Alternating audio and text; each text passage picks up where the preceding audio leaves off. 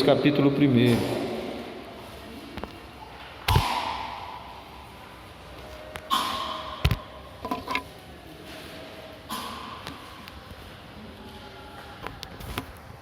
A partir do verso 21, amados, nós vamos ler do 21 até o verso 31.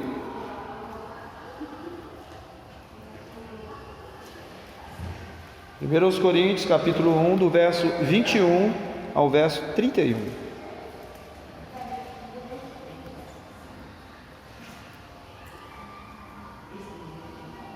Graças a Deus.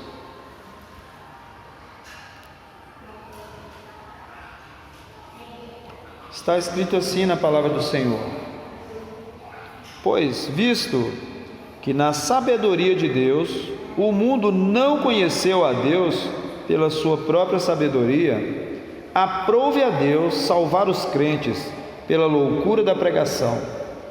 Porque os judeus pedem sinal e os gregos buscam sabedoria, mas nós pregamos a Cristo crucificado, que é escândalo para os judeus e loucura para os gregos. Mas para os que são chamados, tanto gregos como judeus, lhes pregamos a Cristo, poder de Deus e sabedoria de Deus. Porque a loucura de Deus é mais sábia do que a dos homens, e a fraqueza de Deus é mais forte do que os homens. Porque bem vedes, irmãos, a vossa vocação, que não são muitos os sábios segundo a carne, nem muitos os poderosos, nem muitos os nobres que são chamados. Mas Deus escolheu as coisas loucas desse mundo para confundir as sábias, e Deus escolheu as coisas fracas deste mundo para confundir as fortes. E Deus escolheu as coisas vis deste mundo e as desprezíveis e as que não são, para aniquilar as que são, para que nenhuma carne se glorie perante Ele. Pois vós sois dele em Jesus Cristo, o qual para nós foi feito por Deus sabedoria e justiça e santificação e redenção, para que, como está escrito, aquele que se gloria, glorie-se no Senhor. Pai amado, mais uma vez diante da Tua palavra, nós tememos, Senhor, e trememos diante dela, mas nós confiamos que o Senhor fala através da Sua palavra, e nós pedimos o auxílio do Teu Espírito Santo poderoso, que também é Deus e que ministra aos nossos corações tudo aquilo que a Tua palavra nos ensina. Faça isso, Senhor, em nome de Jesus, para a Sua glória, em nome de Jesus, amém. Glória a Deus, louvado seja Deus. Hoje, o assunto que mais é discutido hoje no meio, principalmente no meio batista, eu já até disse isso para alguns dos irmãos, é sobre os rumos da igreja no nosso tempo, os rumos da pregação principalmente, quais os métodos deveriam ser adotados na divulgação do Evangelho e também de quem é a responsabilidade pelo crescimento da igreja. É do pastor, são dos irmãos que frequentam a igreja, quem é responsável pelo crescimento da igreja?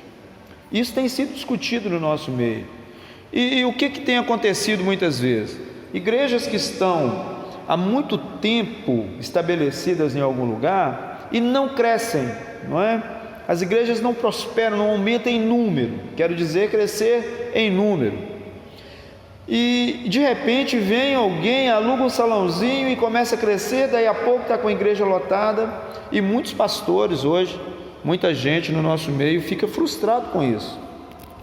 Aí faz aquela pergunta, né? O que eu estou fazendo de errado? Muita gente tem esse pensamento, né? O que está errado? Então, basicamente, amado, nos últimos anos, o que os seminários têm nos ensinado?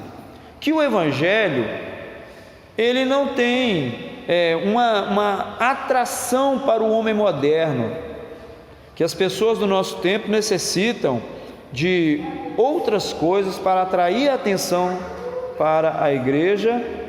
Então, nesse caso, as igrejas têm investido muito em outros métodos, principalmente para que a igreja fique cheia, não é? Aí a gente depara, por exemplo, com shows, né? Grandes bandas musicais, então a gente vai copiando alguma coisa de fora para poder assim ter uma igreja muito cheia.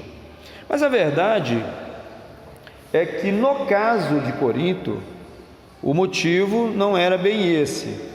A igreja de Corinto, ela era composta por judeus e gregos. Então, as igrejas da Ásia tinham os judeus da dispersão, que não moravam em Jerusalém. Então, a igreja era composta tanto por judeus como por gregos.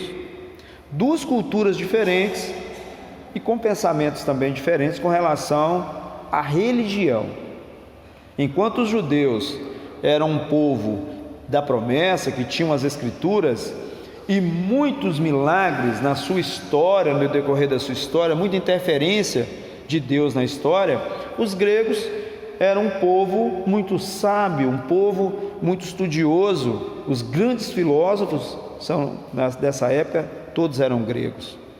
Então, quando o evangelho chega a uma comunidade como essa, as pessoas também têm gostos diferentes. Então, tanto os gregos que compõem a igreja como os judeus vinham de culturas diferentes, por isso, cada um tinha um pensamento a respeito de como deveria ser as reuniões da igreja. E por acaso, e não por acaso, um pouco antes, Paulo reclama que essa igreja estava um pouco dividida. Então, nessa igreja havia alguns que gostavam mais da pregação de Apolo, outros mais da de Paulo, alguns de Pedro, Olha, Pedro também chegou a pregar na igreja de Corinto, e outros eram de Cristo, por assim dizer. Então, uma igreja com grupos, cada um tendendo para um lado, como se, Paulo diz, como se Cristo estivesse dividido. É como se Jesus se dividisse entre alguns dos seus discípulos, alguns dos seus enviados. Claro que não. Jesus, ele não é assim. Então, o que Paulo está chamando a atenção com esse texto é que, apesar dele ser, porque Paulo era uma pessoa Paulo era um cidadão de 3 mundos.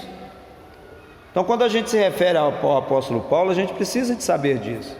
Paulo era um cidadão de 3 mundos diferentes. Ele era um judeu da tribo de Benjamim, circuncidado ao 8º dia, judeu de judeus, ele mesmo diz isso. Era um israelita sangue puro. Não tinha a descendência de Paulo, clamava. Era um judeu sangue puro. Mas Paulo também era um cidadão romano. A gente não sabe de onde que vem esse título, mas quando ele está em prisões, ele sempre reclama a condição de ser um cidadão romano e deveria ser tratado como tal. Então, Paulo era também muito conhecedor do direito, das leis romanas, era um cidadão romano. E Paulo era versado em toda a cultura grega. Era um homem de muito conhecimento, formado nas melhores escolas. Então tinha todo esse conhecimento, falava vários idiomas. A gente percebe isso quando ele está no sinédrio sendo acusado. Ele se dirige aos judeus em hebraico e se dirige aos gregos falando grego, e aos romanos ele se dirige falando em latim. Então era uma pessoa extremamente sábia, culto, era um homem culto. Então Jesus escolheu realmente uma pessoa muito preparada para lidar com essa igreja no meio de gentios, no meio de romanos e de judeus. Ele fazia parte desses 3 mundos.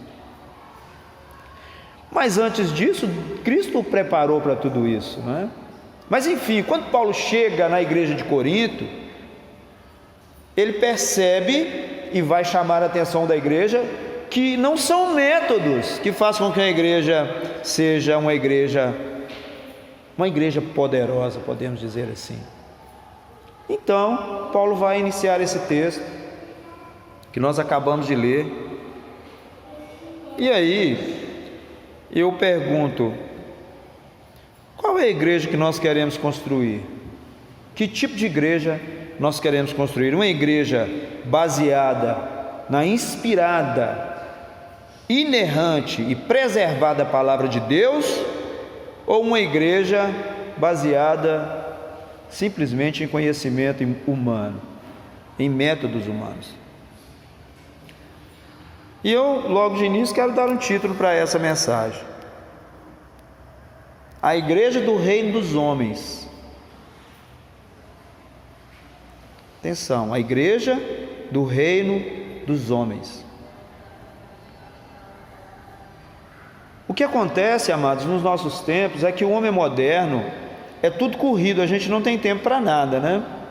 Tudo muito corrido, a nossa vida é uma correria, a gente acorda atrasado, chega atrasado, anda numa correria e tudo contribui para isso, né? O transporte, o trabalho, escolas, tudo. A vida é uma grande correria.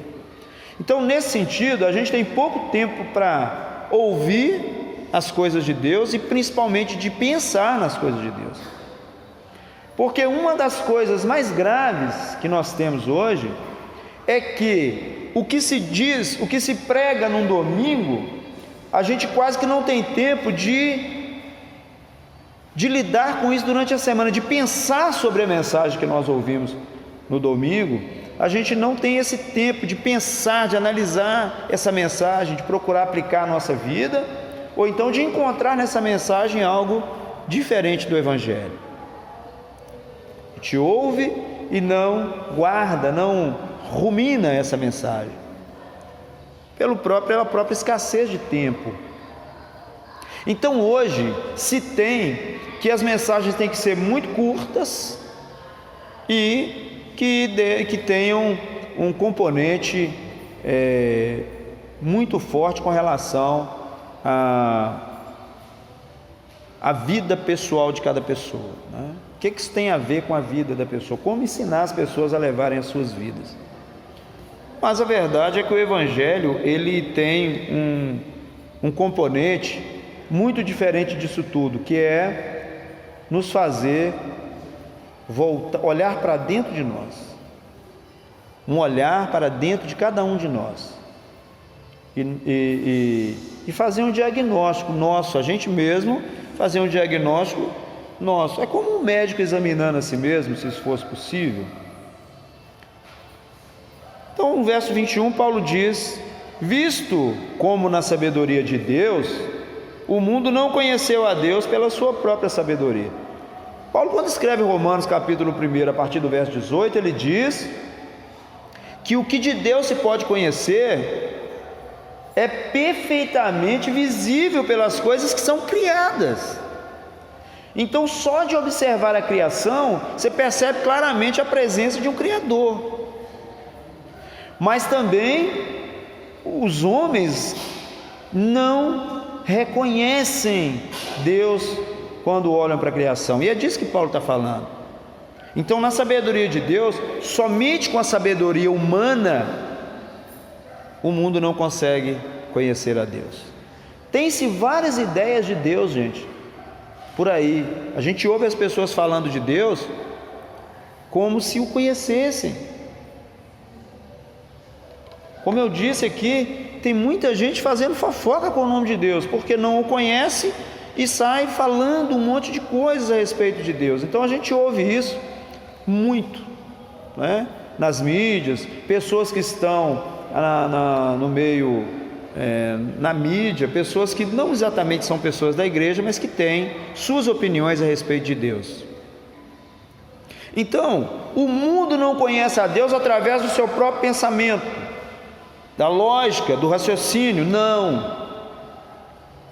Então, como as pessoas não conseguem chegar ao conhecimento de Deus através da sua própria sabedoria, Paulo diz que aprove a Deus salvar os crentes pela loucura da pregação. Então, como que Jesus ele chega a fazer sentido na vida de uma pessoa? Através da pregação do Evangelho, que nesse contexto de Paulo e hoje também parece loucura. Amados, a igreja de Corinto, vamos pegar aqui o que Paulo vai dizer um pouco à frente, que os judeus buscavam sinais. Que isso? Era um povo acostumado com milagres, com grandes feitos de Deus. Os gregos, pelo contrário, buscavam sabedoria. Tudo para eles tinha que ter uma explicação.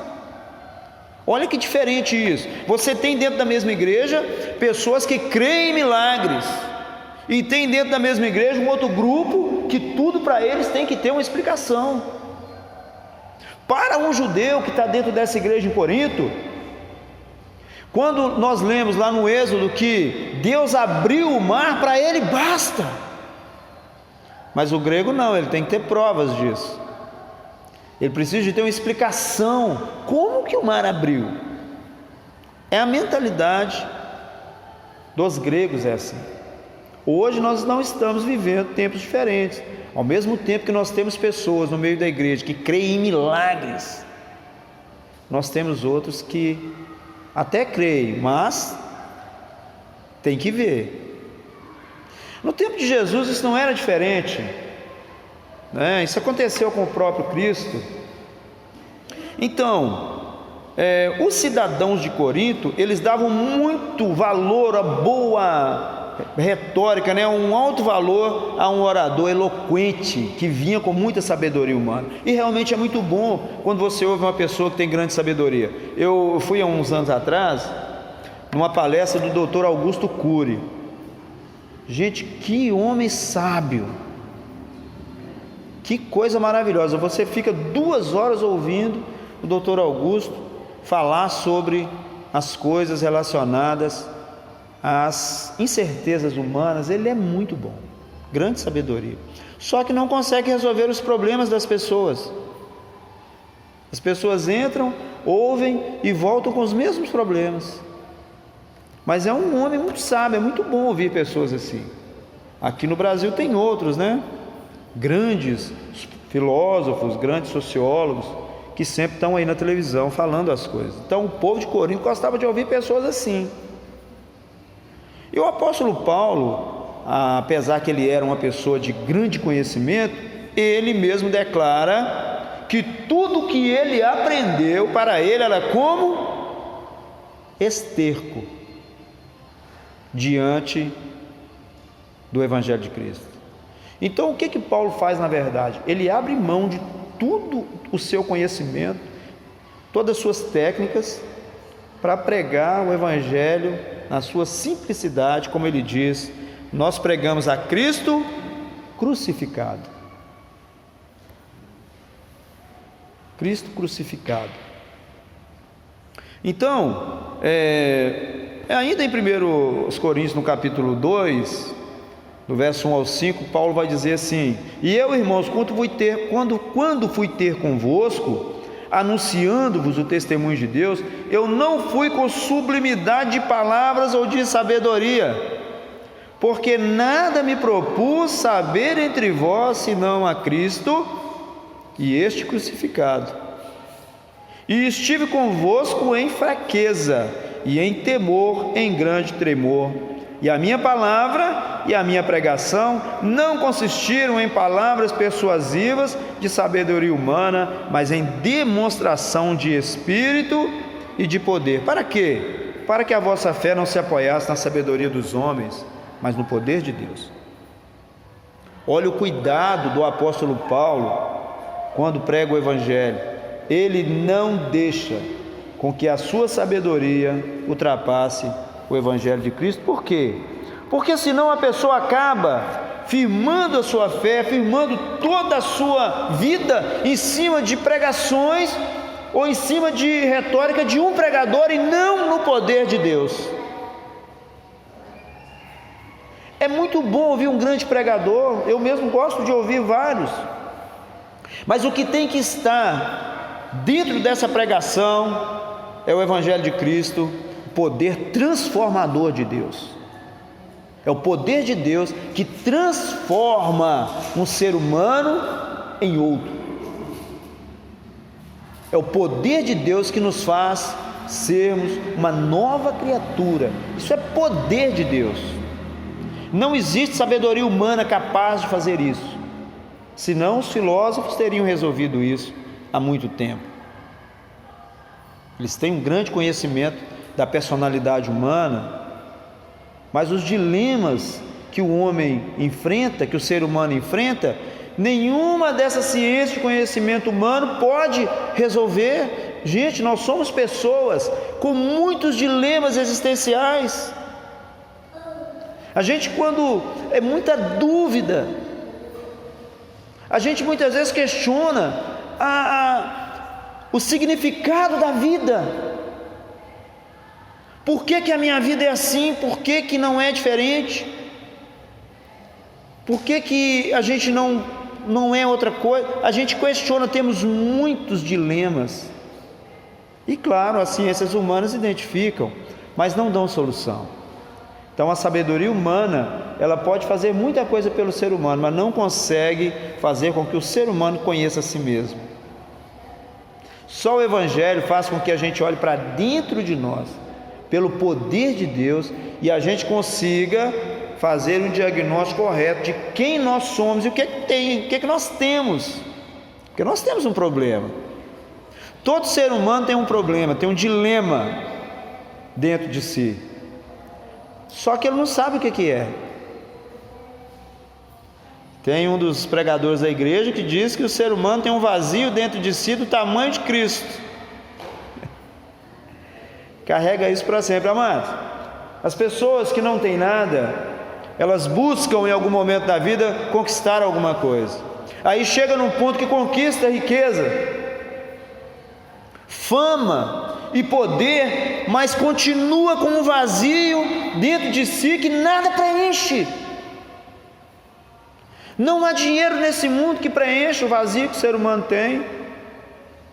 Não tem fama e não tem poder suficiente para preencher esse espaço vazio no ser humano.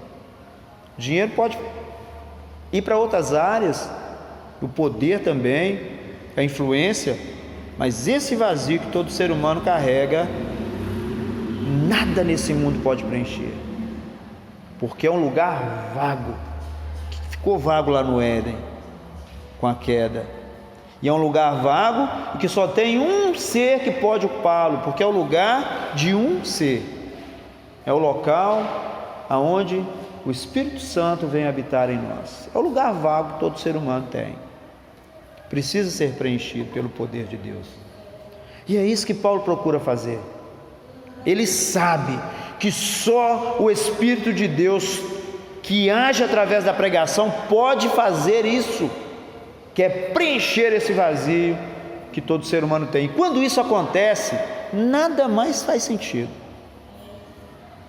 Se você quer dinheiro para poder fazer algo importante na obra de Deus. Se você quer fama, você vai buscar, talvez Deus lhe dê, para fazer algo diferente na obra de Deus. Se você quer poder, também é para essa finalidade. Tudo agora gira em torno daquilo que o Espírito Santo produziu em nossa vida. Então, esse é o poder do Evangelho. Por isso, não vale a pena a gente fazer esse monte de coisas que pode atrair as pessoas para a igreja, mas que não tem poder para transformá-las. O que a igreja de hoje está precisando não é de grandes oradores. A igreja não precisa de muitos recursos midiáticos. O que a igreja precisa é de poder de Deus. É isso que a igreja nossa precisa, é do poder de Deus. Quem é que traz as pessoas para a igreja? É o poder de Deus. É o poder de Deus. Convite, amados. As pessoas recebem muitos convites muito mais interessantes do que vir à igreja, ouvir um pregador de final de semana. O que faz com que as pessoas venham e que elas permaneçam é o poder de Deus. Então uma igreja só cresce quando ela tem poder de Deus. Se não, são só números. Paulo sabia disso como ninguém. Então o Evangelho de Cristo hoje, no mundo que nós vivemos, é uma loucura. Você dizer que uma pessoa não precisa de dinheiro para ser feliz, você dizer que a vida é melhor em comunidade. Nós vivemos numa época de individualismo. aonde o que importa para mim sou eu, aquilo que eu faço, eu tenho que ser feliz. O Evangelho não, ele nos coloca em comunidade. O nosso grupo é mais importante do que a minha vida particular. A gente faz renúncias em favor de um grupo. Isso é o Evangelho, mas a nossa sociedade, ela não está preparada para isso. Nós precisamos de ser reconhecidos, nós precisamos de conquistar as coisas. Verso 22, porque os judeus pedem sinal e os gregos buscam sabedoria. Durante o ministério de Jesus, os judeus frequentemente pediam a ele que realizasse algum sinal milagroso. Em João 6,30, está escrito assim: disseram-lhe, pois, que sinal fazes tu para que vejamos e creiamos em ti? Que operas tu? Ora, Jesus havia acabado de multiplicar pães e peixes. Acabou de multiplicar pães e peixes, e os judeus estão pedindo a ele um sinal. Ainda em João 4,48, Jesus disse-lhes: se vocês não virem sinais e maravilhas, jamais crerão. Jesus não era bobo, né? Sabia exatamente o que estava acontecendo. Então, certos crentes lá em Corinto buscavam sinais, mas outros estavam fascinados pelos sistemas filosóficos dos gregos, né? Alguns deles queriam uma pregação baseada no tipo de sabedoria humana, porque a sabedoria baseada no humanismo, ela tem uma palavra de conforto para as pessoas. É uma palavra mas para manter as pessoas, para fazê-las se sentirem bem com a maneira como elas estão vivendo. Não é isso que a maioria das nossas igrejas faz hoje. Uma palavra para fazer com que você se sinta bem, continue vindo na nossa igreja, mas não toca nesse vazio e nessa sede que nós temos, uma busca por algo que a gente não sabe bem o que é. Não toca nesse assunto. Por isso, o apóstolo Paulo corrige esse tipo de comportamento, indicando que a sabedoria é incapaz de fazer com que o homem conheça a Deus. Nenhum sistema humano pode prover uma solução para o problema do pecado. Nada. Aliás, nem toca na questão do pecado. Verso 23, mas nós pregamos a Cristo crucificado, que é escândalo para os judeus e loucura para os gregos. Claro, os judeus estavam aguardando um Messias, alguém que viria para dominar, um conquistador. Até os próprios discípulos, no caminho de Emaús, quando encontram com Jesus, eles dizem: você não sabe o que aconteceu com esse Jesus? Nós esperávamos que era ele que ia remir a Israel, e agora ele está morto. Então, a cruz de Cristo era um escândalo para os judeus. Primeiro, somente os escravos, os ladrões, eram crucificados. Então a cruz não era para todos, não é? Os romanos não morriam crucificados. Se fosse um romano, ele seria decapitado. Mas a cruz, ela era para a classe mais ralé da sociedade quando cometia crimes. Então, para um judeu, a cruz de Cristo é um escândalo, porque ele, para ser crucificado, teria que ser considerado como um pária da sociedade, um ralé, alguém que não tinha nenhum tipo de consideração deveria ser dada a ele. Então esse era o tipo de gente. Não foi por acaso que Jesus foi crucificado ao lado de dois malfeitores, e a cruz era para gente assim, né? Então, para os judeus, a crucificação era um escândalo. Ninguém queria fazer parte daquilo. Nós gostamos de andar com os vencedores, tá? Esse negócio de andar com o perdedor não é com a gente. Jesus perdeu, ele morreu, falou muito bem, fez algumas coisas aí, até arrumou um grupo de gente para seguir ele, mas no final ele morreu.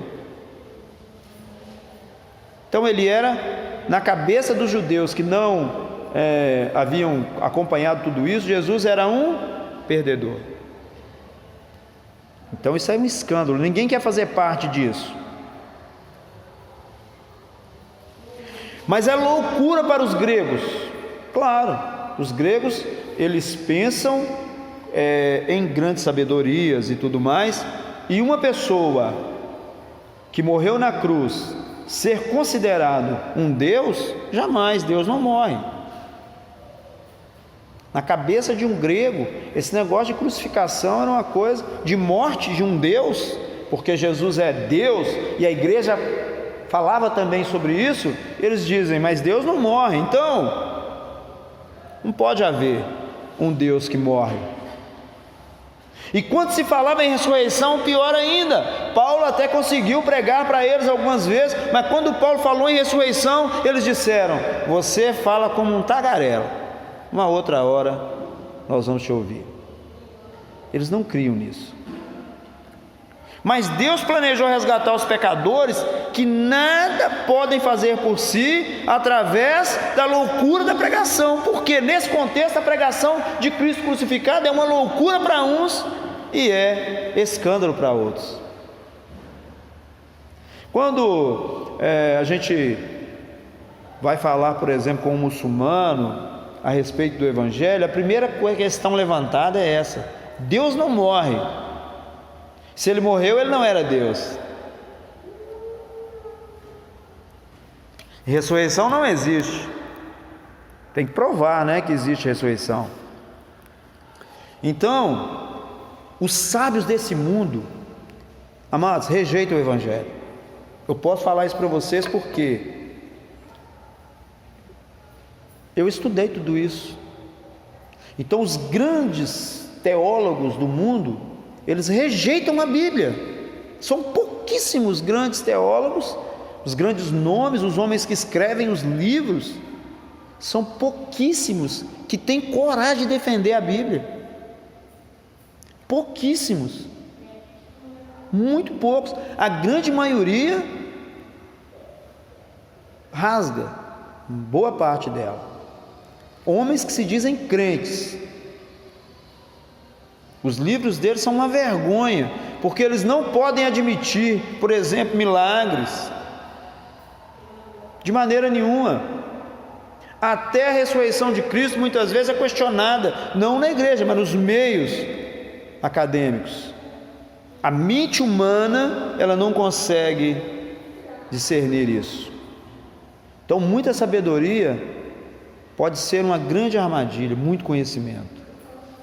E isso tem acontecido no meio das nossas igrejas, principalmente no meio batista, né? Onde nós aprendemos com os doutores. 1 Coríntios ainda 1,18, né? Paulo diz, ora, o homem natural não compreende as coisas do Espírito de Deus porque lhe parecem loucura, e não pode entendê-las porque elas se discernem espiritualmente. A mente humana é incapaz de compreender essas coisas. Verso 24: mas para os que são chamados, tanto gregos quanto judeus, lhes pregamos a Cristo, poder de Deus e sabedoria de Deus. Então, o Evangelho é pregado a todos, mas para quem que ele faz sentido? Para os que são chamados segundo o poder e a sabedoria de Deus. Vai fazer sentido.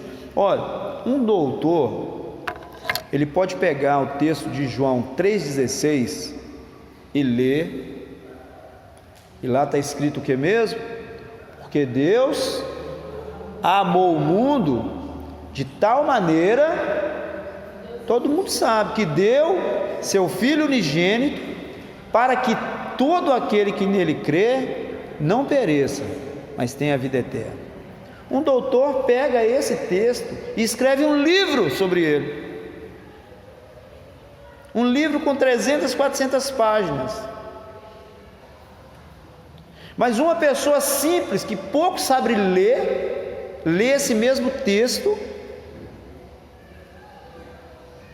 porque Deus amou o mundo de tal maneira que deu seu Filho unigênito, para que todo aquele que nele crê não pereça, mas tenha... mas esse texto está falando é de mim. Percebe a diferença? Essa Bíblia, essa parte aqui está falando de mim. Foi por mim que Jesus morreu. E isso faz todo sentido para essa pessoa. Não precisa de um livro. É nisso que está e reside o poder do Evangelho de Cristo. Uma pessoa simples pode ler e isso vai fazer todo sentido na vida dela. Glória a Deus por isso. É o poder de Deus e sabedoria de Deus. Eu sei que algumas pessoas usam a expressão loucura da pregação para poder fazer as loucuras mesmo. A gente vê algumas loucuras, mas não é disso que Paulo está falando, né? Inclusive tem aqui um grupo aqui em Belo Horizonte que chama Loucos por Cristo, né? Então fazem realmente algumas grandes loucuras aí que não justificam, né? Práticas que não justificam. Então é isso. Verso 25: porque a loucura de Deus é mais sábia do que a dos homens, e a fraqueza de Deus mais forte que os homens. Como se Deus fosse louco ou fraco. Claro que não é isso que Paulo está dizendo, mas ainda que Deus fosse, a sua loucura seria muito mais sábia do que nós, e também a fraqueza dele muito mais forte do que nós. Verso 26: porque vedes, irmãos, a vossa vocação, não são muitos os sábios segundo a carne, nem muitos os poderosos, nem muitos os nobres são chamados. Mas Deus chamou um menino, Jeremias, para ser profeta em Israel, uma criança. Deus chamou um velho, Abraão, com mais de 75 anos de idade, para ser pai de muitas nações. Não são coisas loucas. Como que você chama um homem no final da vida para ser pai de multidões? Que loucura é essa? Como convida um menino para ser um profeta para as nações? Jeremias diz: eu não sei falar porque eu sou uma criança. E Deus diz: não diga isso, porque eu te fiz profeta para as nações. E Deus chama pessoas, as mais improváveis possíveis, para serem ferramentas poderosas nas suas mãos. Deus chamou o apóstolo Pedro, um homem bruto, uma pedra bruta, que precisava de muita lapidação, e se tornou um dos maiores pregadores de todos os tempos. Um homem que pegava a espada e cortava pedaços nas pessoas, passou a entregar sua própria vida pelo Evangelho. Então Deus escolhe aquilo que para o mundo não vale nada, para que o nome dele seja glorificado. Amados, um doutor pregando, as pessoas se convertem, o nome de Deus é glorificado. Mas quando uma pessoa indouta, como era a maioria dos discípulos, fazem o que fizeram, a pregação de Pedro em Pentecostes, houve 3.000 conversões, 3.000 pessoas entregaram a vida a Cristo. E as pessoas diziam: mas esses homens, eles não têm instrução nenhuma, como é que pode isso? Porque Deus escolhe as coisas loucas desse mundo para confundir as coisas sábias. Deus pode escolher uma igreja pequenininha num cantinho do mundo para poder realmente fazer o seu nome conhecido no mundo, porque para Ele não tem tamanho de pessoas, quantidade de sabedoria. Muitas vezes os irmãos falam, a gente está no curso, eles falam: eu não consigo, eu não... Gente, quem faz é Deus, é Ele que nos proporciona tudo. Ele nos dá tudo, toda a condição de fazer a obra, e Ele está fazendo uma obra no mundo, basta que a gente queira participar dela, porque a obra de Deus não para. Deus está sempre trabalhando, sempre trabalhando. O que nós precisamos de fazer é nos colocar à disposição para participar da obra que Deus está fazendo no mundo.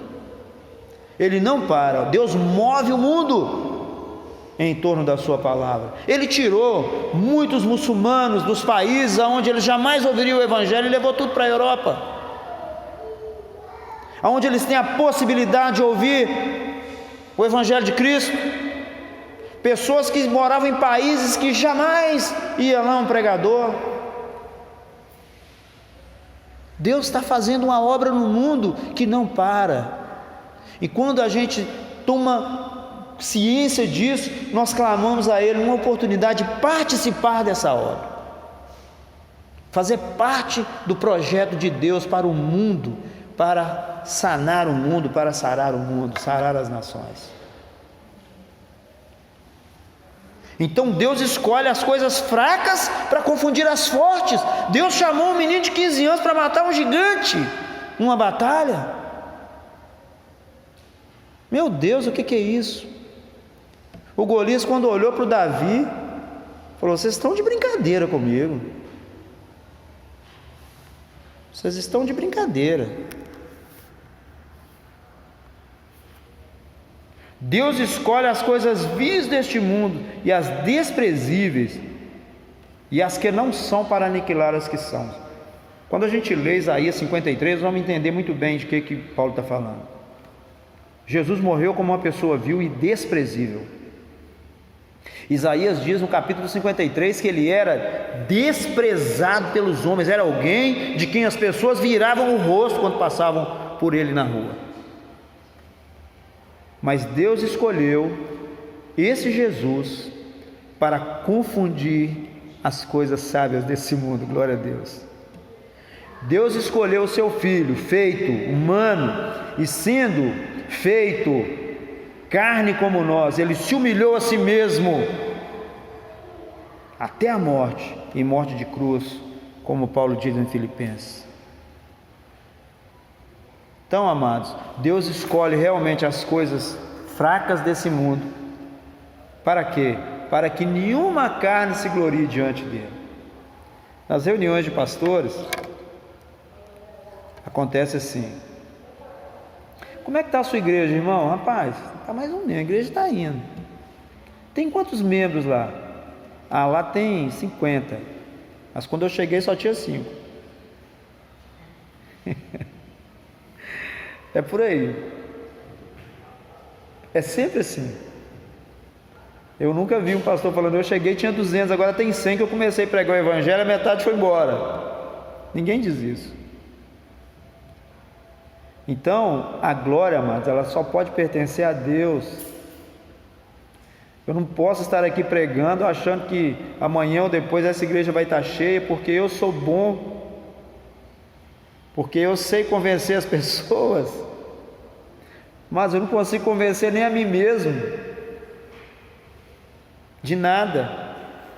Quem pode convencê-lo é o Espírito de Deus que habita nas suas palavras, porque a glória tem que ser dele. É ele que transforma, é ele que faz todas as coisas.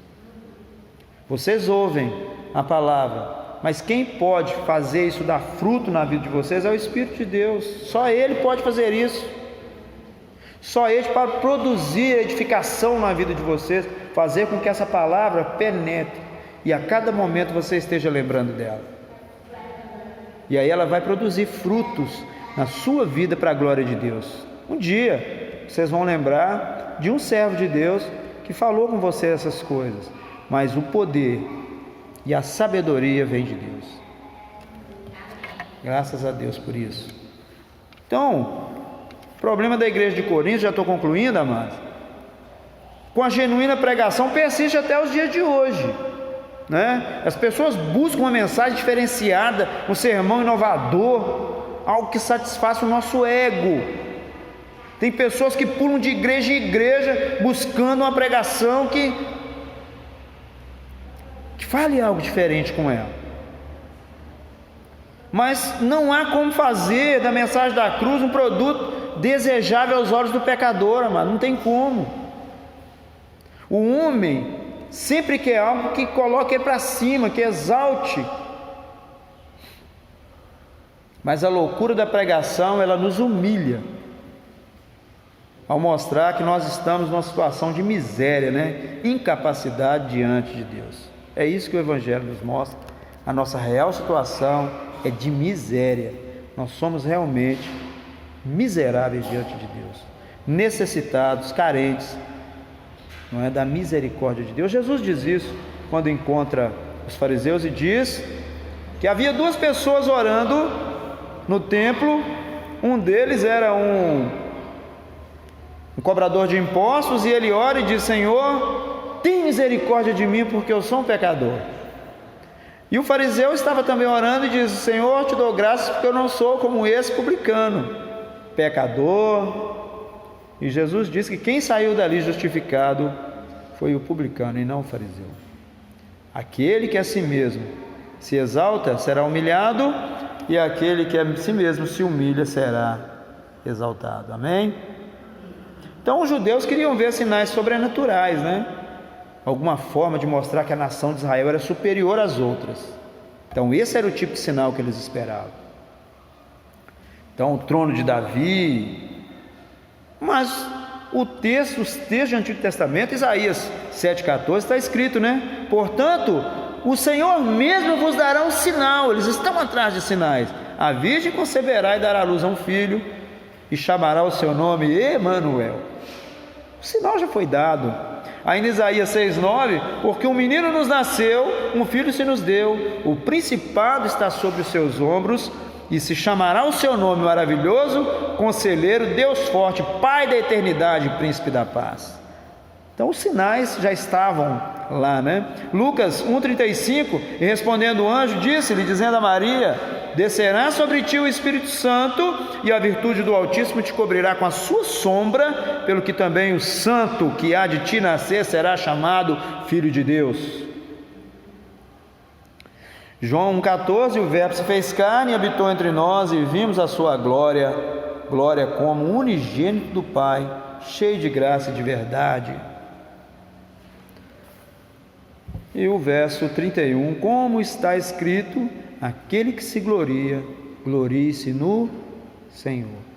Jeremias 9, 23 e 24: assim diz o Senhor, não se glorie o sábio na sua sabedoria, nem se glorie o forte na sua força, nem se glorie o rico nas suas riquezas. O que quiser se gloriar, glorie-se nisto, em me conhecer e saber que eu sou Deus, e faço beneficência e misericórdia, juízo e justiça na terra, porque dessas coisas me agrado, diz o Senhor. Ainda Gálatas 6,14: mas longe esteja de mim gloriar-me, Paulo dizendo, a não ser na cruz do nosso Senhor Jesus Cristo, pelo qual o mundo está crucificado para mim e eu para o mundo. Segundo aos Coríntios 11,13: mas temo que assim como a serpente enganou Eva com sua astúcia, assim também sejam de alguma forma corrompidos em vossos sentidos e se apartem da simplicidade que há em Cristo. Olha a preocupação de Paulo com a igreja. A minha preocupação é que de alguma forma vocês sejam seduzidos por algum vento de doutrina vindo de tanta sabedoria humana que tem por aí, assim como a Eva foi seduzida pela serpente, e se afastem da simplicidade que tem em Cristo. O Evangelho, amados, é a coisa mais simples. A gente é que dificulta o acesso a Ele pela sua simplicidade. A gente vai colocando tanta coisa que acaba afastando as pessoas do Evangelho de Cristo, da simplicidade que há em Cristo. Imaginem vocês, Jesus sentado no meio dos seus discípulos, e chegou alguém para entregá-lo para as autoridades. Amados, não havia como identificá-lo. Ele era como um dos seus discípulos. A única maneira de identificar Jesus no meio do seu povo foi um beijo, porque ele era como os seus. Ele não se diferenciava dos seus. Ele ficava no meio do povo. Para os soldados encontrarem Jesus, tinha que ser com um sinal como esse. Então a simplicidade de Cristo é que nos chama também a ser como Ele, né? Simples como Ele, mas também ser sábio, né? Como astutos como as serpentes, não é isso? Então ser simples como as pombas, mas também ser sábios, astutos, perceber o perigo como as serpentes fazem. Que Deus em Cristo continue nos abençoando, nos dando graça.